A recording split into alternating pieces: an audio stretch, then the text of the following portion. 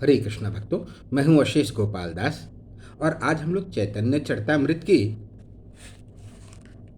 अंत्यलीला भाग 2 से एक बहुत ही महत्वपूर्ण तथ्य का अध्ययन करने जा रहे हैं, जिसे हम शिक्षाष्टक कहते हैं।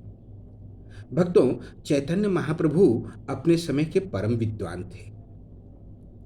मात्र 16 वर्ष की अवस्था में ही उन्होंने भारत के प्रकांड विद्वान को नादिया में परास्त कर दिया था, जिसे केशव कश्मीरी कहते थे और जो समस्त भारत को पराजित करके आया था।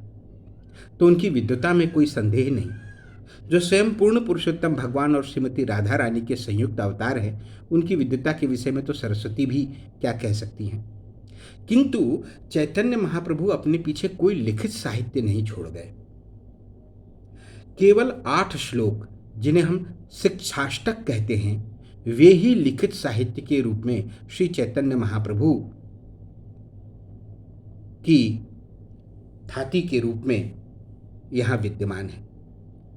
बाकी जो सारा हमारा ब्रह्म मध्य गौड़ीय वैष्णव संप्रदाय है, उसमें जो समस्त शिक्षाएं हैं, वस्तुतः वो उन्हीं की परंपरा की और उन्हीं के द्वारा दी गई शिक्षाएं हैं, किंतु वे सब मौखिक परंपरा में और अपने भक्तों को दिए गए उपदेशों के रूप में है।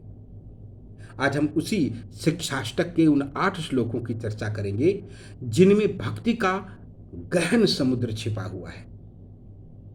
ये 8 श्लोक गौड़ीय वैष्णव परंपरा के आचार्यों और सामान्य भक्तों के लिए भक्ति के रस सिंधु हैं। तो आइए उनका अध्ययन करते हैं और चैतन्य महाप्रभु स्वरूप दामोदर और रामानंद राय को इन श्लोकों का अर्थ किस प्रकार समझाते हैं, इसको भी समझते हैं।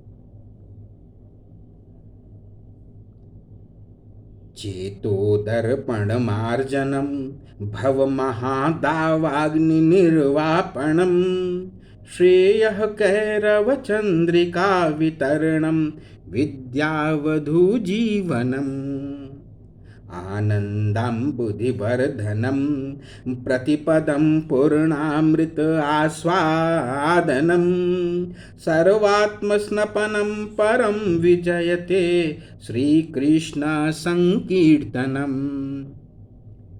चैतन्य महाप्रभु कहते हैं, भगवान कृष्ण के पवित्र नाम के संकीर्तन की परम विजय हो, जो हृदय रूपी दर्पण को स्वच्छ बना सकता है और भवसागर रूपी प्रज्वलित अग्नि के दुखों का शमन कर सकता है।